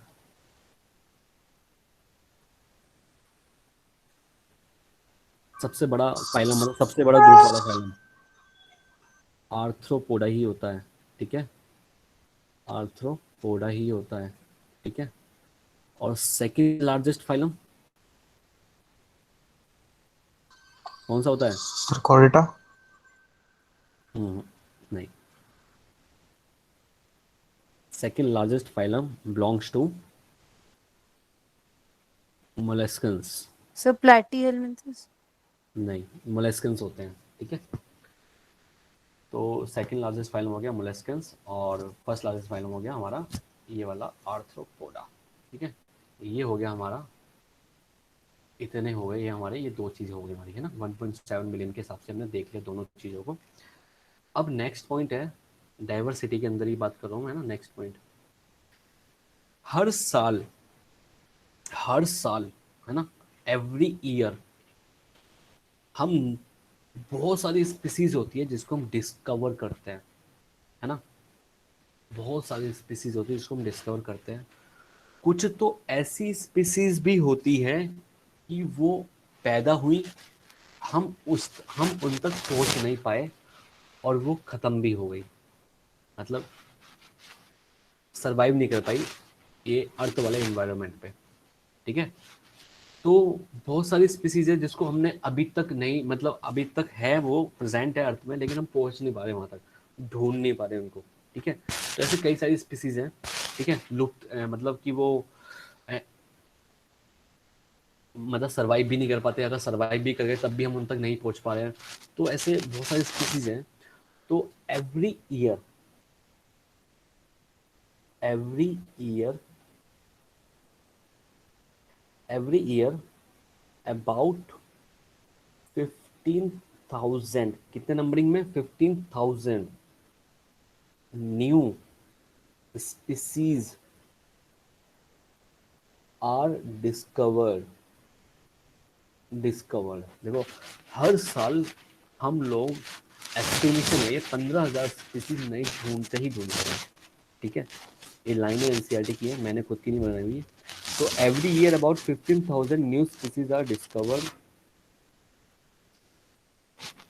ठीक है। 15,000 स्पीसीज होती है हम डिस्कवर करते हैं। और and thousands of species and thousands of species are still unknown yet to identified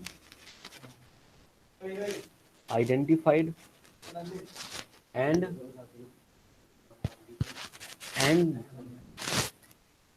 described। मतलब वो इंतज़ार कर रहे हैं कि हमें ढूंढो, हमारी नेमिंग करो और हमें फाइलम में सेट करो। तो ऐसे कई सारे हैं कि वो अभी तक खोजे नहीं गए हैं, लेकिन हम उनका इंतज़ार कर रहे हैं, वो हमारा इंतज़ार कर रहे हैं कि हमें ढूंढो, हमारा नामकरण दो और हमें किसी फाइलम में सेट करो। ठीक है। या किसी किंगडम में सेट करो, है ना। तो एवरी ईयर 15,000 न्यू स्पीसीज ढूंढते हैं, जिनको हम नेमिंग करते हैं, हर चीज़ करते हैं, ठीक है। समझ में आ रहा है? Yes, sir. Yes, sir. Okay,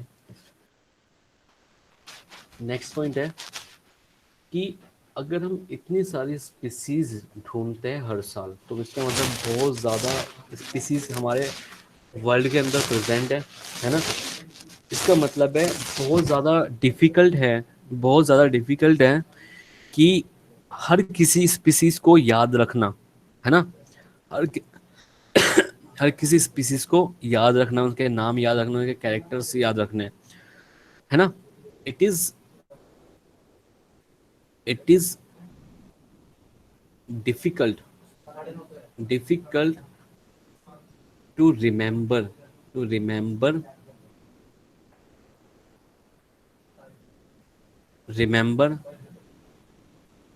their names, characters and उनके यूजेस को याद रखना बहुत ज़्यादा डिफिकल्ट है हर किसी ऑर्गेनिजम्स के अंदर, ठीक है। तो इस चीज़ को देखते हुए कि भाई बहुत ज़्यादा डिफिकल्ट है कि भाई हर चीज़ को याद रखना, तो जो बायोलॉजिस्ट है ना, जो बायोलॉजिस्ट है हमारे, उन्होंने एक टेक्निक को इजाद किया है ना, टेक्निक को बनाया है ना। Stabilised stabilised a technique stabilize a technique for identification, उनकी नेमिंग करना उनका, एंड ग्रुपिंग करनी उनकी। ग्रुपिंग पता ना, ग्रुपिंग क्या होता है? उनको सेट करना किसी ना किसी फाइलम में, किसी ना किसी ऑर्गेनिजम्स के साथ, ऑफ डिफरेंट ऑर्गेनिजम्स, ठीक है। कैसे सेट करते हैं, ये डिपेंड्स करता है डिपेंडिंग अपॉन सिमिलैरिटीज एंड डिससिमिलैरिटीज पे ये चीजें डिपेंड करती हैं, ठीक है। समझ में आ रहा ना? Yes, Yes, sir. sir. Yes, sir. पक्का? Yes, sir. पक्का? Yes, sir. Yes, sir. Yes, sir. पक्का है या कच्चा है? Sir, पक्का है। का सब पक्का। किसकी कसम खा के बोल रहे हो? कसम खा के कहो, मुस्कुरा के कहो, ये आपको समझ में आ चुका है? Yes, sir, आ चुका है। ओह, आ चुका है, मुस्कुराहट भी साथ में आ चुकी है, ठीक है भाई।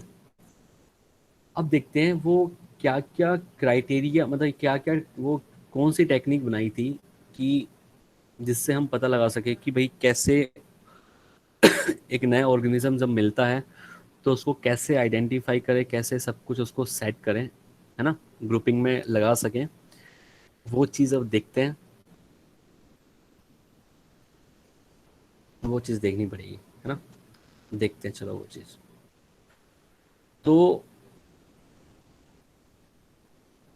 जब एक नया ऑर्गेनिजम्स मिलता है, जब एक न्यू ऑर्गेनिज्म मिलता है, क्या क्या मतलब जो टेक्निक है ना, टेक्निक, वो टेक्निक के बारे में बताता हूँ मैं आपको, है ना। टेक्निक कौन सी है, जैसे क्या क्या क्राइटेरिया है, टेक्निक का मतलब है, टेक्निक ही बता रहा हूँ मैं आपको, ठीक है। क्या क्या क्राइटेरिया है, क्राइटेरिया, ठीक है। क्राइटेरिया क्या क्या है कि जब एक न्यूली फॉर्म ऑर्गेनिजम्स मिलता है ना, जैसे मान लो कि एक न्यूली न्यूली ऑर्गेनिजम्स को हमने फाउंड करा है, ढूंढा है ना। यहाँ पे ऑर्गेनिज्म न्यूली फाउंड ऑर्गेनिज्म लिख देते हैं यहाँ पे ना। न्यूली फाउंड ऑर्गेनिज्म्स है हमारे पास, हमने ढूंढा है बिल्कुल अभी, ठीक है, बाहर घूम रहा था, पकड़ा उसको, हमने बोला रुक, नेमिंग करेंगे हम आपकी, ठीक है, हम आपको सेट करेंगे एक जगह पे। तो कैसे सेट किया हमने, एक ऑर्गेनिजम्स को, कि सबसे पहले हमने उसके कैरेक्टर्स को देखा, ठीक है, क्या देखा, कैरेक्टर्स को देखा, कैरेक्टरिस्टिक्स या कैरेक्टराइजेशन करेंगे सबसे पहले। तो सबसे पहले हमने उसके कैरेक्टर्स को देखा कि क्या कैरेक्टर्स है, कैसा दिखता है, कैरेक्टर्स का मतलब क्या होता है, कैसा वो दिखाई देता है। तो सबसे पहले कैरेक्टराइजेशन करेंगे। फिर इसके बाद हम लोग क्या करेंगे, इसके बाद हम लोग करेंगे आइडेंटिफिकेशन। हमने कैरेक्टर्स देखे, भाई इसके तो 2 पैर है, ये लुक लाइक अ ह्यूमन, तो हमने उसको आइडेंटिफाई करेंगे कि ये किसके जैसा दिखाई देता है। तो सेकंड है आइडेंटिफिकेशन, आइडेंटिफिकेशन करेंगे इसकी, ठीक है, आइडेंटिफिकेशन करेंगे। सेकंड पे, थर्ड पे क्या है, nomenclature. हाँ, अगर आपने कैरेक्टराइजेशन देख ली है, उसका आइडेंटिफिकेशन कर लिया है, तो आप उसको अब नाम दे सकते हो, है ना, नोमेनक्लेचर कर सकते हैं, इसका नामकरण हम कर सकते हैं इसका।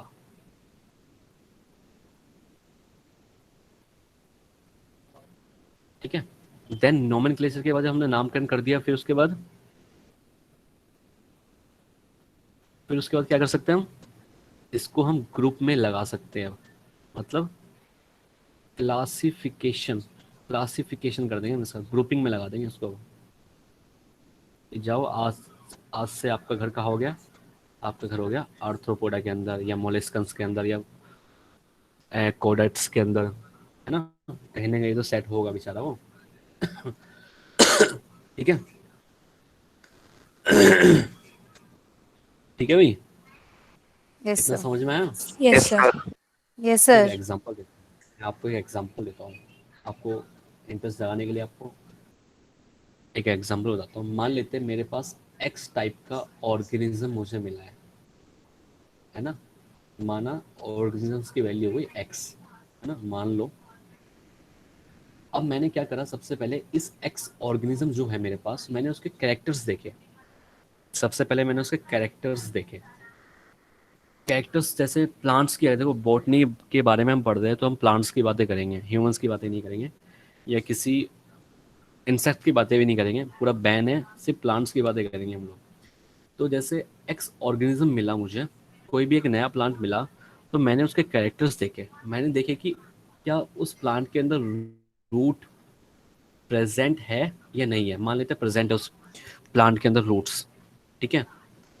फिर मैंने देखा कि यार उसकी स्टेम कैसी है, स्टेम प्रेजेंट है या नहीं है ना, ये चीज़ भी देखी मैंने, मान लेते हैं प्रेजेंट है। फिर मैंने देखा कि फिर मैंने देखा कि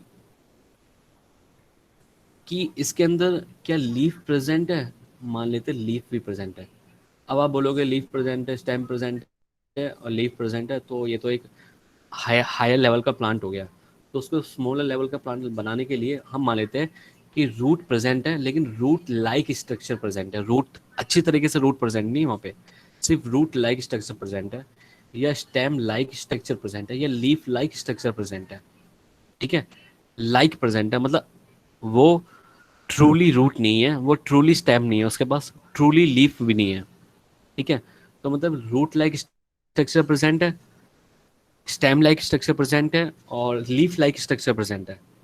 फिर हमने देखा क्या इसके स्टेम के अंदर वेस्कुलर बंडल्स प्रेजेंट है, वेस्कुलर बंडल्स प्रेजेंट हैं। अगर प्रेजेंट है तो आपको पता है वेस्कुलर बंडल्स क्या होते हैं, जाइलम एंड फ्लोएम, है ना, जाइलम वाटर का कंडक्शन करता है, फ्लोएम फूड का कंडक्शन करता है। तो मान लेते हैं वेस्कुलर बंडल्स प्रेजेंट है। फिर हमने देखा उसकी लाइफ साइकिल कैसी है, कैसे वो रिप्रोडक्शन करता है, या उसकी लाइफ कैसी है। तो लाइफ साइकिल अगर हमने देखा कि जो इसके अंदर क्या होता है कि गैमिटोफिटिक गैमिटो गैमेटोफाइटिक जो स्टेज होती है, एन टाइप की बोलते हैं गैमेटोफिटिक को, वो डोमिनेंट है, मतलब पूरे इसके जीवन काल में यही एन टाइप का ही ये प्लांट दिखाई देता है। Sporophytic plant, sporophytic stage, फिटिक stage 2n वाली बहुत कम दिखाई देती है, मतलब ये रिसेसिव है, रिसेसिव है ये, ठीक है। फिर हम देखा कि यार इतने सारे फीचर्स मतलब मैच हो रहे हैं, इतने सारे फीचर्स हमको पता लग रहे हैं, तो हमने देखा कि भाई ये जो प्लांट है जो हमने ढूंढा है, ये बिलोंग करता है ब्रायोफाइट्स से, ब्रायोफाइटा से, ठीक है। कैसे हम इसकी आइडेंटिफिकेशन करते हैं ना, ठीक है भाई। Yes, sir. Yes sir. Yes sir. हमने पहले कैरेक्टर्स को देखा, देखो जनरल फीचर्स देखा सबसे पहले हमने, फिर हमने फीचर्स देखने वाले को उसको आइडेंटिफाई करा, हमने सोचा कि यार ये कौन से फैमिली से या फाइलम से बिलोंग करता है, तो हमने देखा भाई ये तो ब्रायोफाइटर से बिलोंग करता है। ब्रायोफाइटर के मेंबर जो होते हैं वो यही चीज को फॉलो करते हैं, यही चीज होती है उनके पास भी। हमने आइडेंटिफिकेशन कर लिया। अब हम इस एक्स ऑर्गेनिजम्स का जो हमने एक्स ऑर्गेनिज्म है हमारे पास, हम उसकी अब नेमिंग कर देंगे, नामकरण कर देंगे, ठीक है।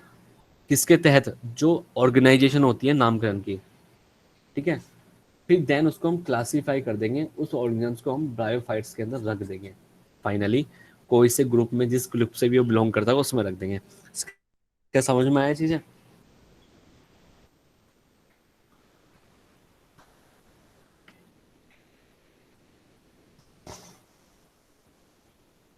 बताओ। यस सर, आ गया। यस आ सर। गया? देखो हमने Yes, sir. कैरेक्टर्स को देखा, कैरेक्टर्स हमने कैसे देखे, ऐसे देखे हमने कैरेक्टर्स, हमने आइडेंटिफाई कैसे करा, इन कैरेक्टर्स के बेसिस पे हमने आइडेंटिफाई कर लिया ऑर्गेनिज्म को। अब क्या है, कैरेक्टराइजेशन हो गया और हमने आइडेंटिफिकेशन कर लिया। अब हम करेंगे नोमेनक्लेचर। नोमेनक्लेचर कैसे करते हैं किसी भी ऑर्गेनिजम्स का,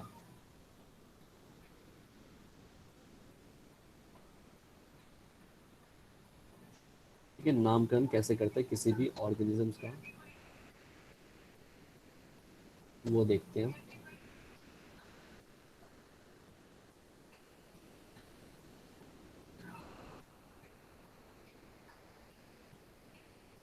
नोमेनक्लेचर करने के लिए 3 टाइप के नोमेनक्लेचर होते हैं, होते थे मतलब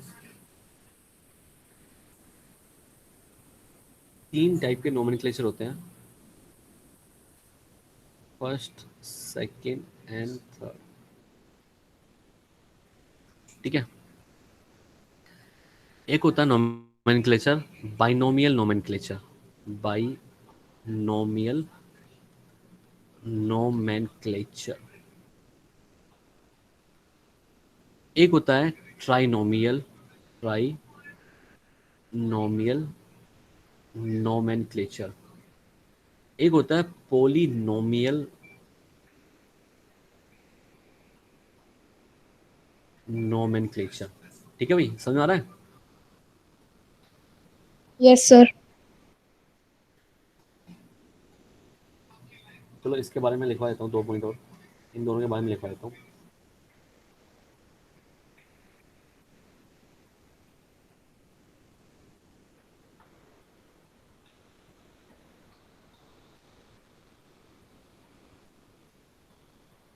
देखो इन दोनों के बारे में लिखवा देता हूँ।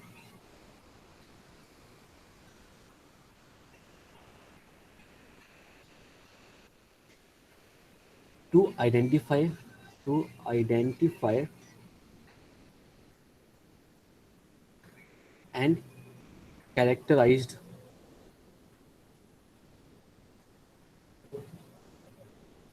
and unknown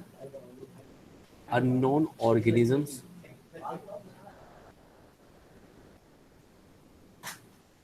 by comparing by comparing by comparing it with non organisms, ठीक है। मतलब हमें अननोन जो हमारे पास ऑर्गेनिजम्स है उसको हमें नॉन ऑर्गेनिज्म से कंपेयर करना है, ठीक है। इसी को हम कैरेक्टराइजेशन एंड आइडेंटिफिकेशन बोलते हैं, ठीक है जी, ठीक है, ठीक है। Yes sir. Yes, sir. Yes sir. तो हाँ ना तो बोल दिया करो, Yes, sir. ठीक है ना। यस कैसे हम कैरेक्टराइजेशन करते हैं, कैसे आइडेंटिफिकेशन करते हैं। उसके यस बाद नोमेनक्लेचर जब हम करते हैं तो नोमेनक्लेचर के अंदर तीन चीज़ होती है, तीन टाइप का होता है, बाइनोमियल, ट्राइनोमियल और पॉलिनोमियल। मेनली हम जो फॉलो करते हैं वो फॉलो करते हैं बाइनोमियल नोमेनक्लेचर, ठीक है। बाइनोमियल नोमेनक्लेचर को फॉलो करते हैं, ठीक है, बाइनोमियल, ठीक है। मैं ट्राइनोमियल के बारे में ही बताऊंगा मैं आपको, ठीक है, इसके बारे में बताऊंगा, लेकिन सबसे पहले हम पढ़ते हैं बाइनोमियल नोमेनक्लेचर। बाइनोमियल, ठीक है, बाइनोमियल नोमेनक्लेचर, ये चीज़ देख लेते हैं। According to this system every organism should have a specific name. मतलब जो बाइनोमियल नोमेनक्लेचर है ये वो कहता है कि हर ऑर्गेनिजम्स का एक अपना स्पेसिफिक नाम होना चाहिए, ठीक है। तो पहला पॉइंट लिखते हैं इसमें, according to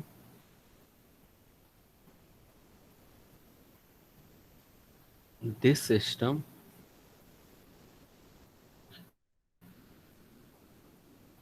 every organisms should have a specific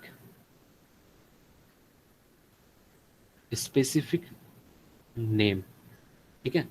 तो हर ऑर्गेनिजम्स का अपना एक स्पेसिफिक नाम होना चाहिए, ठीक है। ज़्यादा टाइम हो गया मेरे ख्याल से, है ना, तो अभी बीच में नहीं छोड़ सकता मैं, है ना। तो इसको हम नेक्स्ट क्लास में कर पाएंगे, है ना। ओके। Okay sir. तो अब आपका कल टेस्ट है Okay, मेरे sir. ख्याल से, कल टेस्ट है ना। नहीं sir. No sir. No, sir. No, no sir. Sir. है Next टेस्ट आपका, Monday. यार क्या बात कर रहे हो। Sir, next Monday को. नेक्स्ट वीक है। 7 तारीख का टेस्ट है आपका यार, मेरे पास इन्फॉर्मेशन आई है। सर नहीं, आपको ये नहीं 14 पता। का है। सर हाँ हमारा सर, 14 का है, 14 का है. हमने जो टाइम टेबल दिया अभी। 14 का है, यस सर। तो ये इसका टेस्ट बनवा रहा है भाई। भाई एक मिनट रुक जाओ।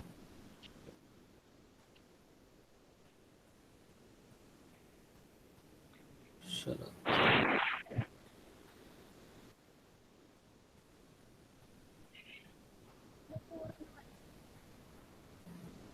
ओके ओके ओके, आप लोगों का नहीं है, ठीक है ठीक है, ठीक है जी, ओके ठीक है।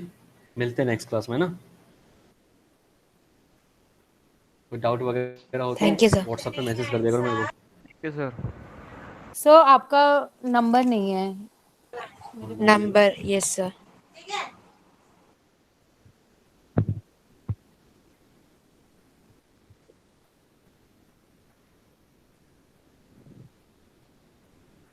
ठीक है जी। Okay sir. सर ये 989 है ना। हाँ, कुछ और दिखाई दे रहा है। सर नहीं, ऊपर से पूरा जॉइन नहीं था तो 4 लग रहा। ज्वाइन करो भाई, ज्वाइन करो, ज्वाइन कर करके पढ़ो उसको,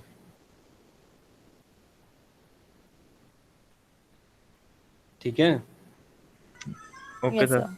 ऐसे थैंक कैसे यू पढ़ रहे सर। हो बिना ज्वाइन के। थैंक यू ओके जी, सर। मिलते हैं नेक्स्ट